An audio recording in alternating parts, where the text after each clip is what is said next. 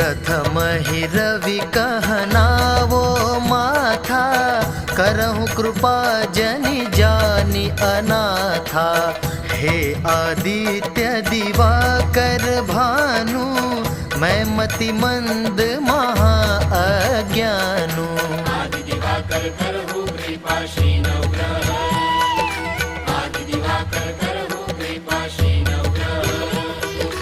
अब निज जन कहाँ हरहु कलेशा, दिन कर द्वादश रूप दिनेशा।